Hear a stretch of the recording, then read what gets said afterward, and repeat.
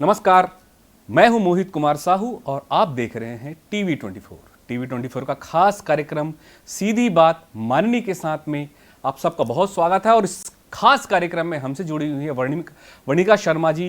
हालांकि नाम आप बहुत सुने होंगे, नक्सल के विशेषज्ञ रही हैं, नक्सल वार्ता लगातार टीवी पे अखबारों पे दिखती रही हैं। और बात करें तो रक्षा मामलों की भी लगातार विषय पर विशेषज्ञ रही हैं, विषय पर चर्चा करती रही हैं।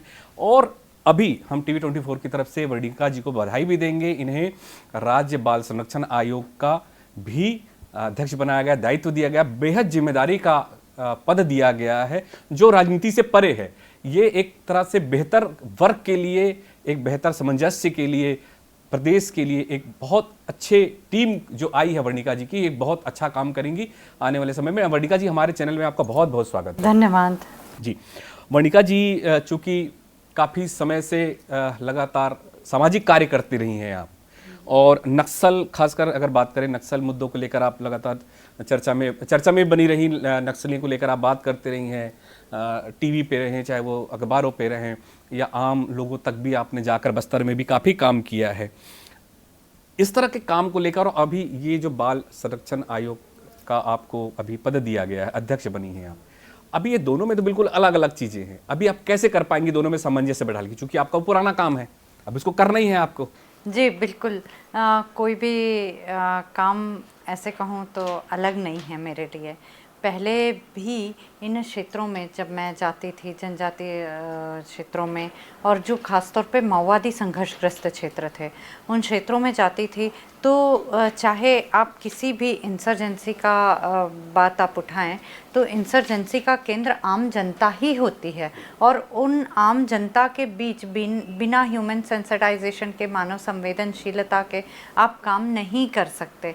और मानव का जो सबसे अमूल्य, सबसे कोमल और सबसे संवेदनशील हिस्सा है, वो वहाँ के बच्चे और बच्चों के बाद महिलाएं हैं, जिनके लिए सबसे ज़्यादा चिंतनशील स्थिति होती है, खासतौर से संघर्षग्रस्त क्षेत्रों में।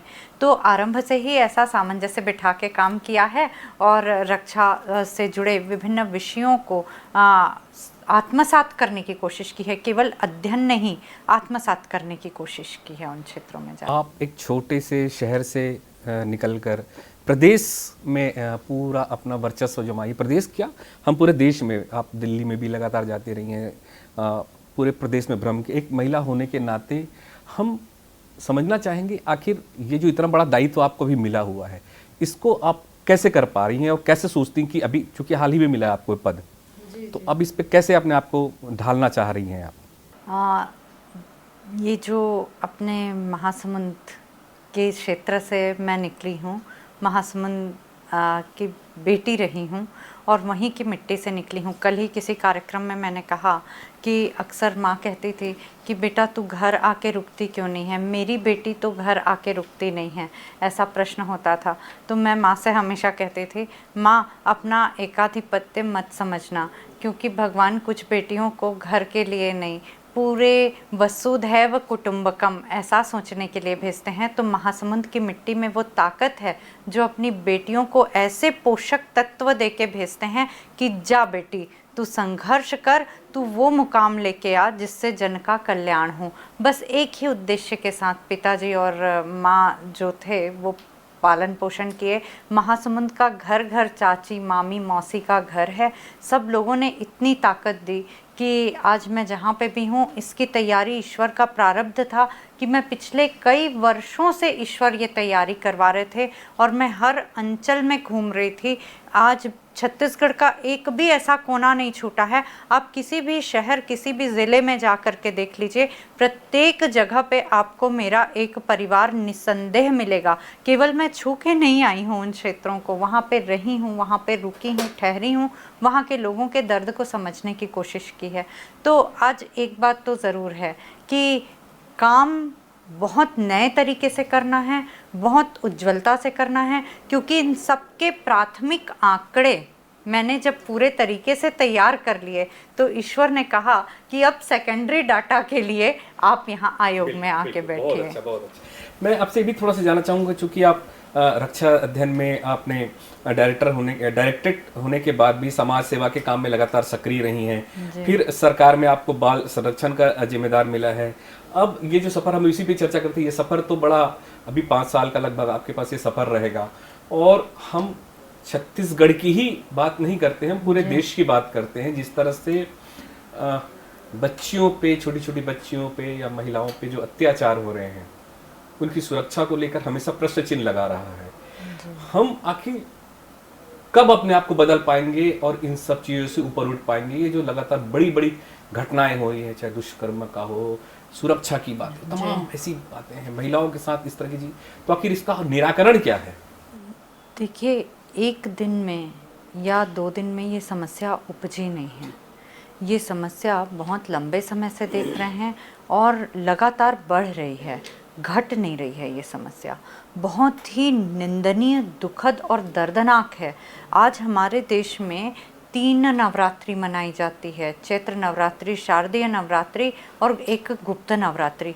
इतनी नवरात्रि में जिसमें कंजकों की कन्याओं के पैर पूजे जाते हैं, उसके बाद बेटियों के साथ इस तरीके का अमानवीय कृत्य होना, तो कहीं ना कहीं हम वो जो बीज रोपित कर रहे हैं घर में, उसको जो हम जल दे रहे हैं, उसमें कहीं ना कहीं हमारी ओर से या तो जल देने में विषाक्तता है या वो जल विचारों में जाके दूषित हो जा रहा है।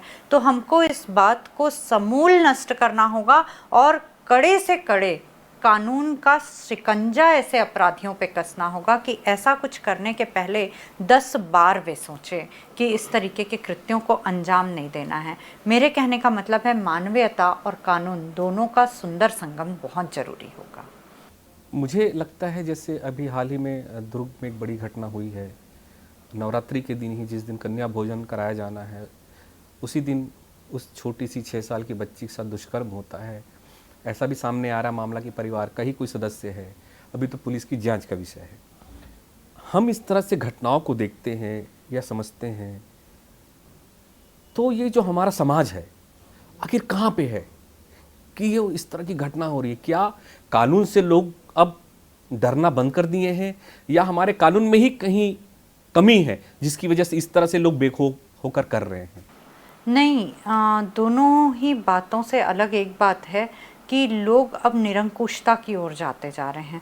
उनको ये लगने लगा है कि अब हम ये जो सबसे बड़ा आजकल ये जो सोशल मीडिया प्लेटफॉर्म है, जो सबके हाथ में एक संयंत्र आ गया है, ये इतना उत्तेजक। आप आरसी कर मेडिकल कॉलेज की भी घटना देखिए, जो उत्तेजना है वो इतनी हावी हो जाती है एक इंसान पे कि उस समय उसको ये नहीं पता चलता कि ये मेरी छोटी सी, इसी का थोड़ी देर पहले पूजन किया है, इसी के चरण छुए हैं, ये भी मेरी बेटी है और ये भी मेरी माँ है या ये भी मेरी बहन है। उस अपराधी का वहशीपन इतना दुर्दांत हो जाता है कि उसको कुछ भी नहीं दिखता, उसको उसका वहशी, उसका जानवर उसके अंदर का हावी हो जाता है। केवल यही बात होती है। और फिर क्या कानून का डर, जहाँ पे उनको अपने अंदर के इंसान से, अपने अंदर बैठे ईश्वर से डर लगना समाप्त हो जाता है, फिर वो बाहरी किसी कानून से क्या डरेंगे? जी, क्या समाज में अब बदलाव लाने की ज़रूरत लगती है आपको, या ये जो लगातार आधुनिकता की ओर हम भाग रहे हैं? खासकर हम बात भी करें तो माँ बाप खासकर जो हैं वो अपने बच्चों को एक भरोसे पे छोड़ तो देते हैं। बच्ची है, बच्चे हैं, लड़के हैं, लड़कियां हैं, सब समान हैं। खासकर जो लड़कियां, अगर हम बात करें, आज देखें तो सरकार भी लगातार बड़ी योजना बना रही महिलाओं के लिए, बच्चों की सुरक्षा के लिए, बराबर का एक हक दे रहे हैं। निश्चित रूप से सब अच्छा है, बेहतर है। आजकल की जो लड़कियां भी है, अगर हम बात करें तो नशे के आदी होते जा रहे हैं, चाहे वो शराब हो या तमाम जो नशे होते हैं उसके हो गए हैं। फिर आजकल लोग ये सोशल मीडिया पे रील्स और ये तमाम चीज़ें जो हैं, क्या इन पर सरकार जो है वो लगाम लगा पाएगी, या कुछ नया नियम कानून लाने की आवश्यकता जिससे कुछ तो सामाजिक स्थितियां सुधर पाए? बिल्कुल, इन पे ना कड़े से कड़े नियम कानून और नए कानूनों की बहुत ज़्यादा जो हैं वो भी ठीक हैं, परंतु मुझे लगता है कि आगे और भी कड़े और सख्त कानून होंगे, और सिर्फ कानून बनाने से नहीं, अब उनको सख्ती से इम्प्लीमेंटेशन करने का भी समय आ चुका है। अब ये जो मैं जिस उत्तेजना की बात कर रही थी, इसका कहीं ना कहीं जड़ एडिक्शन होता है। एडिक्शन सोशल मीडिया एडिक्शन भी हो सकता है। एडिक्शन ये जो आप विभिन्न प्रकार के मादक पदार्थों का सेवन करते हैं और एक नशे में लिप्त होते हैं, आप प्रत्येक घटना का अंत उठा के देखिए, आपको नशा उसके बेसलाइन में मिलेगा, और फिर उसके बाद कोई अपराध बोध या कोई स्वीकृति, ऐसी कोई स्थिति नहीं रह जाती है। तो आज एक और भी चीज़ बहुत ज़्यादा ज़रूरी है। मतलब मैं पालकों से भी एक निवेदन करना चाहूँगी कि हम बच्चों को, बहुत छोटी सी बच्ची जब मोबाइल चला रही होती है या बच्चा, तो हम बहुत गर्व से बताते हैं, अरे ये तो मोबाइल में सारी चीज़ें, सारे एप्लीकेशंस ऑपरेट कर लेता है। हम ये बताने का, ये प्रूफ करने का कोशिश कर रहे होते हैं हमारा बच्चा बहुत तेज है, बहुत एडवांस्ड है, पर वो बच्चा उस एडवांस होने के चक्कर में किन चीज़ों को देख रहा है, किन चीज़ों को उसका नन्हा सा दिमाग, कोमल मन शोषित कर रहा है, इस बात को गौर करना भूल जाते हैं। क्योंकि हम भी कहीं ना कहीं, बहुत तो नहीं पर जिम्मेदार तो होते हैं। और यही बात है कि हमको अपने बच्चों को, स्वामी विवेकानंद कहते थे ना, बच्चों को रोबोट बनाना है या मानव बनाना है, ये घर के परिवेश की जिम्मेदारी होती है। क्योंकि विदेशों में बच्चे को पैदा करना एक प्रक्रिया का हिस्सा है, पर हमारे यहाँ, हमारे सनातन संस्कार में बच्चे का होना एक सुंदर संसार की रचना का हिस्सा है। तो उस सुंदर रचना में किसी भी प्रकार से अपभ्रंशता ना आए, इस बात की जिम्मेदारी हम सब पालकों, इंक्लूडिंग मी, हम सब पालकों को लेनी होगी। और समय आने पे यदि बच्चे कुछ गलत कर रहे हैं तो उसके लिए भी उनको जागरूक करना होगा। एक चीज़ इस बात से मुझे याद आया, जब हम छोटे छोटे होते थे, पढ़ाई करते थे, आज से काफ़ी समय पुराने, टीचर हमेशा मारते थे, याद होगा आपको। बच्चों को टीचर मारते थे और माँ बाप कभी मना नहीं किए कि मेरे बच्चे को टीचर ने क्यों मारा।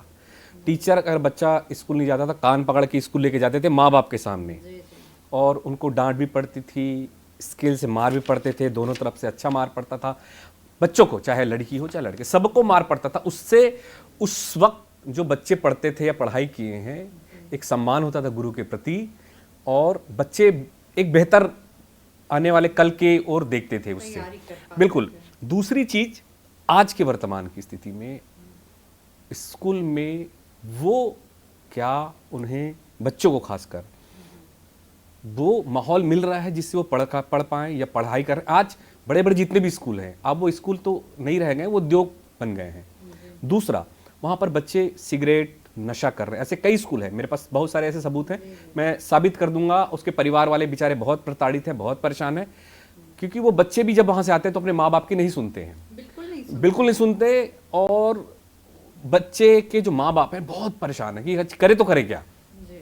तो इस तरह की स्थितियों से भी निपटने के लिए क्या एक बेहतर समाज या बड़े संगठन या सामाजिक कार्यकर्ता या सामाजिक जितने भी बड़े बड़े संगठन हैं, सरकार को मिलकर साथ में कुछ बड़ी योजना बनाने की जरूरत है? बिल्कुल। आज हम बच्चों को केवल ये सोचते हैं, सीबीएसई की बुक्स वही होती हैं मोर और लेस सभी स्कूलों में, या जो आपके राज्य शासन की पुस्तकें होती हैं, लगभग वही पुस्तकें होती हैं।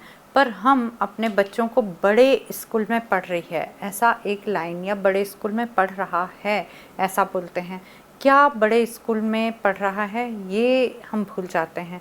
हम मटेरियलिस्टिक बना रहे हैं बच्चों को। और आप कल कहेंगे, जब आपका बच्चा, पुनरावृत्त करना चाहूँगी, कि बच्चा रोबोट जैसा बिहेव कर रहा है, माँ आप इस गाड़ी में नहीं आना, नहीं तो वो अगला बच्चे से हम छोटा हो जाएंगे। तो आज हम बच्चों को स्वयं भौतिकवादिता के अंधकार की ओर लेके जा रहे हैं, मानवता से परे करते जा रहे हैं। तो आज हमको बच्चों को ये सिखाने की ज़रूरत है कि बड़ा स्कूल नहीं, बड़ा ज्ञान होना चाहिए। ज्ञान परसेंटेज पे नहीं टिका होना चाहिए। ज्ञान का प्रत्यर्पण इस बात से साबित होना चाहिए कि वो आम जनमानस के लिए कितना उपयोगी हो पा रहा है। बुनियादी शिक्षा जो हम अपने समय में नैतिक शिक्षा या सहायक वाचन पढ़ते थे, आज वो कहीं ना कहीं गायब हो रहा है। उसको निगोशिएटेड सब्जेक्ट के रूप में देखा जा रहा है। और उसके बाद आप ये सोचेंगे कि सारा वातावरण एक दिन में अचानक एक कानून से ठीक हो जाए, तो ये संभव नहीं है। हमको पूरे परिवेश को संभालना होगा और सहेजना होगा। सिर्फ ऐसा नहीं होगा कि एक दिन में वन डे में कोई वंडर हो जाना है, कोई आश्चर्य हो जाना है। हम सबको एक दूसरे का हाथ थामना होगा। एक विशेष बात, जो स्कूलों के आसपास विभिन्न प्रकार के नशे की चीज़ें बिकती हैं, या बच्चों को कानून तोड़ने के नाम पे कुछ ऐसे भी तत्व होते हैं जिनका मेरे से खुद सामना हुआ है, कि जो बच्चों को कि आप ट्रैफिक पुलिस से बच के निकलिए, हम पीछे खड़े हैं, हम आपको साथ देंगे, ऐसा कह कह के जो बच्चों के अंदर एक दुर्वृत्ति को जन्म दिलवा रहे हैं, बदले में उनको नशे के पदार्थ अवेल करवा रहे हैं, उनका आदी बना रहे हैं। तो यदि स्कूलों के आसपास भविष्य में इस प्रकार की कोई भी गतिविधि नज़र आती है, तो निश्चित ही कड़े से कड़े कदम, ठोस कदम उठाए जाएंगे। ये तो परिवार का ही दायित्व है, जो परिवार होता है। एक चीज़ और देखा है वर्णिका जी, मैंने मतलब समझा है, और मैं आपसे भी समझना चाहेंगे, चूँकि आप अध्ययन भी कर रही हैं और तो आप तो पूरा घूमते भी रहती, देखती भी रहती। जैसे हमारे पुरातन काल में या संस्कृति में दिया हुआ एक संयुक्त परिवार की हमेशा प्रथा रहा है। संयुक्त परिवार, चाचा मामा, चाचा लोग हैं, बड़े पापा, सब एक साथ परिवार में, दादा दादी, परिवार होता था एक। अब वो खत्म हो चुका है, विघटन हो चुका है।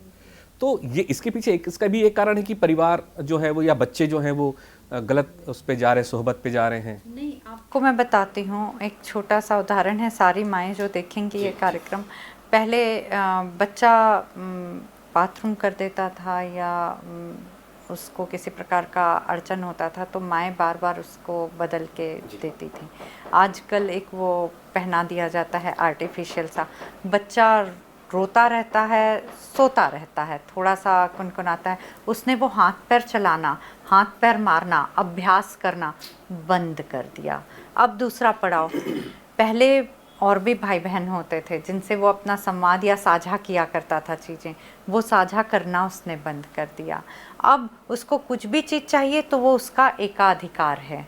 उसको ये पता चल गया कि ये सिर्फ मेरे लिए है, ये मेरा है। ये जो न्यूक्लियर फैमिलीज़ बन रही हैं, एक केंद्रित, उसने बच्चों को आत्म केंद्रित कर दिया है, मैं और मेरा तक सीमित कर दिया। साझा कहाँ से बच्चा करना सीखेगा? और स्कूल पहुँच के मटेरियलिस्टिक होते जा रहे हैं, मेरे बॉटल से तेरी बॉटल ज़्यादा अच्छी। बच्चे आजकल कंपनी और ब्रांड देखने लगे हैं अपने वस्त्रों में, जूतों में, सारी चीज़ों में। तो हम बच्चों को क्या सिखा रहे हैं, एक बार ये भी ध्यान देना बहुत ज़रूरी है। नियमतः और बेसिक ये है कि हम सरकार पे बाद में जाए, अन्य जगह पे बाद जाए।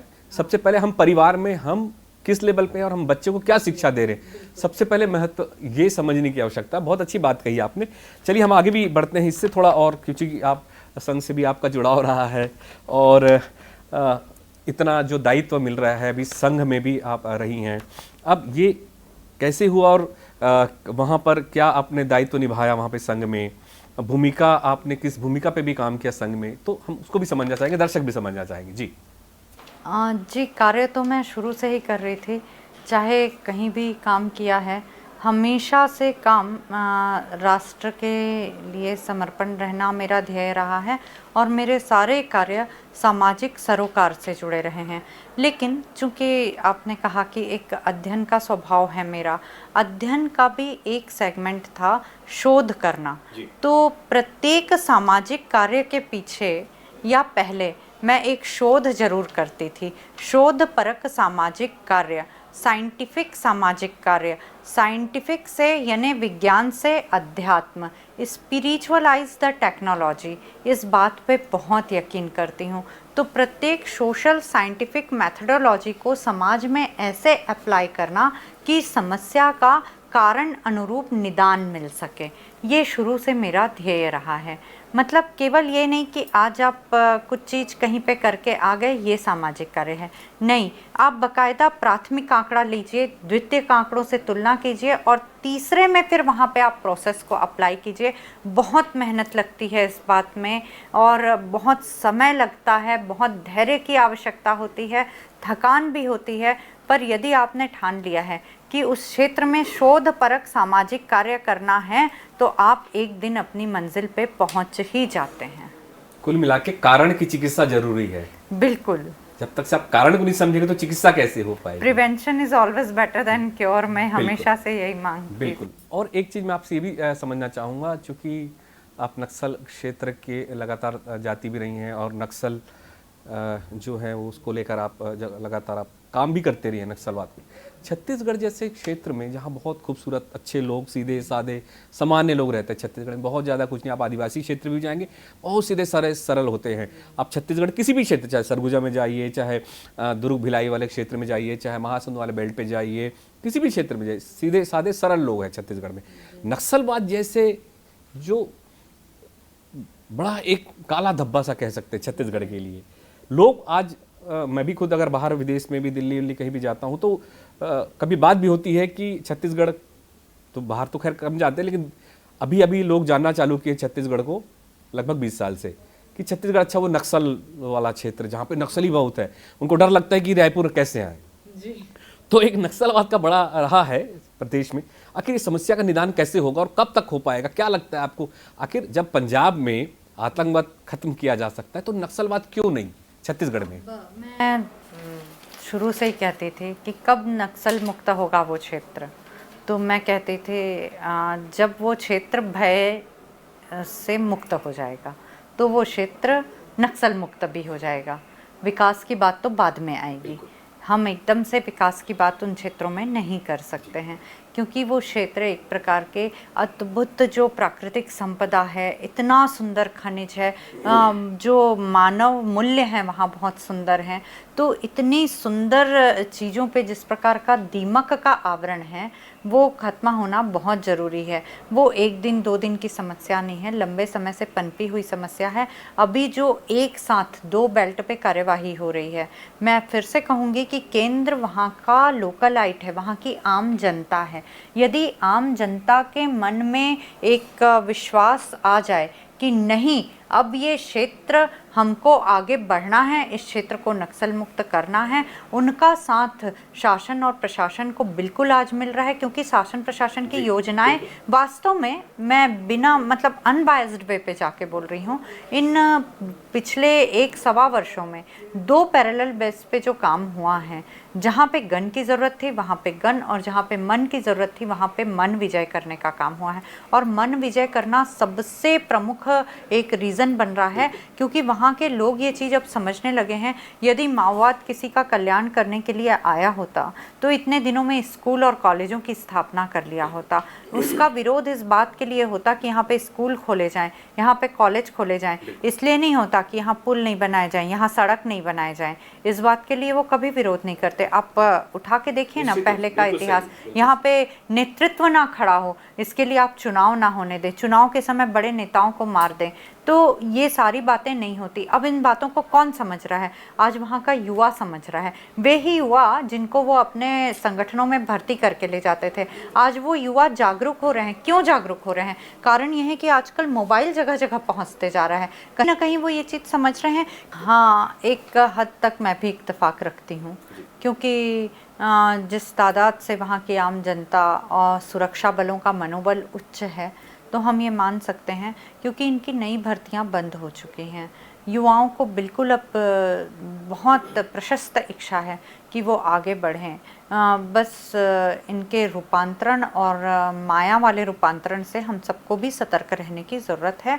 और ये किसी सिर्फ सुरक्षा बल के कंधों पे न दीजिए ये जिम्मेदारी, आप सब भी यहाँ से अपनी अपनी जिम्मेदारी का निर्वहन कीजिए। प्रश्न अमित शाह जी भी आए थे अभी हाल ही में, उन्होंने कह के गए हैं कि अगले नवरात्रि तक तो हम नक्सलवाद खत्म कर देंगे। कितना लगता है आप?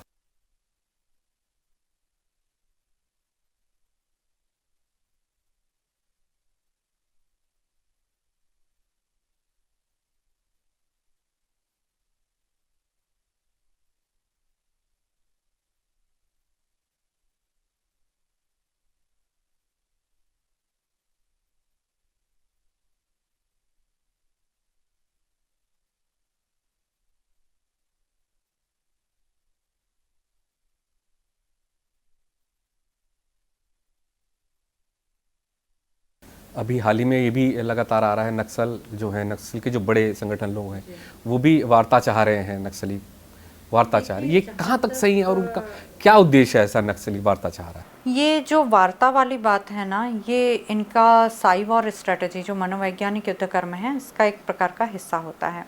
जब जब नक्सली बैकफुट में आते हैं, जब उनको लगता है, अभी कुछ साल पहले हम कह रहे थे ये अस्तित्व की लड़ाई लड़ रहे हैं, नहीं अभी अस्तित्व की भी नहीं, अब तो एकदम निर्णायक लड़ाई आ चुकी है। निर्णायक यानी अंतिम लड़ाई, जो इनका शेल्टर जोन था वो भी ख़त्म हो चुका है, ऑपरेशनल जोन तो ध्वस्त हो ही चुका है, एक्शन जोन की भी अंतिम सीमा में पहुंच गए हैं। तो अब इनके पास बेस छोड़ने के अलावा कोई समाधान और बाकी नहीं है। तो अब चूंकि ये बैकफुट पे आ गए हैं, तो ये रूपांतरण करेंगे या अन्य राज्यों की ओर ये भागेंगे। इस स्थिति में इनका जब बेस कमज़ोर हुआ है, तो निश्चित ही है कि अब एक खात्मे की स्थिति इनकी आ गई है। बड़े जो माओवादी नक्सल के जो बड़े हैं, उनके बच्चे तो विदेश में पढ़ते हैं। बिल्कुल। और जो बड़े नक्सलवाद, खासकर जैसे उड़ीसा, आंध्रा, तेलंगाना के बड़े बड़े नक्सलवाद, महाराष्ट्र के जो बड़े नक्सल, आदिवासी बेचारे तो बिल्कुल वैसे ही है, वो तो फ्रंट पे ही रहते हैं, वो तो वैसे ही पहली पंक्ति में मारे जाते हैं, बाकी बड़े तो निकल चले बच जाते हैं। कम उम्र के बच्चों को भी वो सम्मिलित कर लेते हैं बाल संगम बना के। तो इस तरह के जो चीज़ें हैं वो आखिर अब समझने की भी आवश्यकता है बस्तर के वासियों को, या जहाँ पर नक्सलवाद है, चाहे वो उड़ीसा हो, चाहे आंध्रा हो, चाहे महाराष्ट्र हो, तेलंगाना हो, कहीं भी हो, तो निश्चित रूप से एक बेहतर अच्छा काम समझ में बिल्कुल। आज उन बच्चों में मैं इतनी प्रतिभाएं देखती हूँ कि आज यहाँ के बच्चों को समर क्लासेस लगा के सिखाया जाता है। मैं अपने उन जनजातीय क्षेत्र के बच्चों की बात करती हूँ, क्योंकि मैं उनके बीच रह के आती हूँ एक परिवार के भांति। कौन सी कला उनके भीतर नहीं है, उनको आज एकदम सहानुभूति, दया के पात्र होना नहीं चाहिए, उनको उपयुक्त संवेदना चाहिए, उनको एस्पिरेशन चाहिए। एस्पिरेशन, एक प्रेरणा, एक ऐसी चीज़ है जो डर का मुकाबला कर सकती है। जब इंसान के अंदर जुनून होता है ना, तो वो किसी भी डर के आगे झुकता नहीं है। यही स्थिति आज वहाँ पे क्रिएट हो पाई है और अच्छा काम कर रही है सरकार। एक प्रकार से जिसको हम कहते हैं ना विश्वास बहाली के उपाय, उसमें एक योजना थी इनकी नियत नीला नार जैसी योजना, जिसका पायलट प्रोजेक्ट बीजापुर से शुरू हुआ। आज हम देख रहे हैं अच्छा काम कर रही है। महाराष्ट्र में जब बच्चों को ले गया था, जब C60 ऑपरेशन गढ़चिरौली में अपने राजनांदगांव बॉर्डर से हुआ था, मैं देखती थी छोटे छोटे बच्चे, उनका क्या अपराध था जो उनको शिक्षा के अधिकार से महरूम करके गन पकड़ाया गया था। पेंटिंग कर रहे बच्चों को ये सब काम करवाया गया था। तो आओ देखा ना ताओ और माओवादी संगठन में भर्ती कर दिया सिर्फ भय के आधार पे। तो कौन सा कल्याण करने आप वहाँ पे थे? कुछ भी नहीं। एक आखिरी प्रश्न मैं संक्षिप्त में चाहूँगा, चूँकि आप अब तो राज्य बाल आयोग संरक्षण के आप अध्यक्ष भी बनाई गई हैं, छत्तीसगढ़ बाल संरक्षण आयोग के। तो मैं आपसे सिर्फ ये समझना चाहूँ, आने वाले इन वर्षों में जब आपका कार्यकाल है, उसमें एक आपने दिमाग में ये भी सोचा होगा, विचार किया होगा कि अब मुझे इतना बड़ा दायित्व मिल गया है, खासकर बच्चों को लेकर, जो केंद्र सरकार की तमाम जो योजना है, जो राज्य सरकार की योजना है बच्चों को लेकर, उसको एक बेहतर समन्वय के साथ उसको मूर्त रूप देना है। आपने कुछ टारगेट बना रखा होगा, विजन बना रखा होगा कि आप मुझे करना क्या है। तो आपके विजन क्या है, हम अपने दर्शकों को बताना चाहेंगे, समझना चाहेंगे एक बेहतर विजन के साथ आप काम करने जो जा रही हैं। बिल्कुल। सबसे पहले जैसा मेरा सिद्धांत है, दीमक को हटाओ फिर विकास की बात करो। तो अपने इन सभी बच्चों को जो किसी न किसी प्रकार से नशे के शिकार होके हैं, किसी प्रकार से वो अपने मुख्य पथ से विमुख हो चुके हैं, मैं प्रत्येक क्षेत्र की बात कर रही हूँ। इन क्षेत्र की समस्याओं का एकत्रीकरण और निराकरण, विधिक विरुद्ध जो भी बच्चे हैं उनकी परेशानियों को पहचानना कि क्या कारण है उन बातों का, तो कारण अनुरूप निदान की ओर बढ़ना ही मेरा ध्येय रहेगा। बिल्कुल। जो मेन कारण है उसकी जड़ को समझना है और उस कारण का निदान करना है। बहुत बेहतर, बहुत अच्छे विजन के साथ वर्णिका शर्मा जी आई हुई हैं और प्रदेश का निश्चित रूप से जो बाल आयोग है उसका एक तरह से जो योजना है वो लोगों तक पहुँचे और इसका निदान हो। और ख़ासकर जो माँ बाप हैं उनके लिए भी एक अच्छा संदेश ये है कि माँ बाप अपने बच्चों का संरक्षण करें, बच्चों का देखभाल करें, समझे उनके बाल मन को, आखिर वो बच्चे चाहते क्या हैं और उनको चाहिए क्या। हम बहुत ज़्यादा लाड़ प्यार में भी चीज़ों को ख़राब कर देते हैं, ये चीज़ें नहीं होनी चाहिए। हालांकि अब हम वर्णिका जी के साथ बैठे और वर्णिका जी आप हमारे चैनल में आए उसके लिए आपको बहुत बहुत धन्यवाद। आप एक बहुत अच्छे विचार और सुझाव के साथ आए हुए हैं, तो निश्चित रूप से प्रदेश का कल्याण होगा। बहुत बहुत धन्यवाद।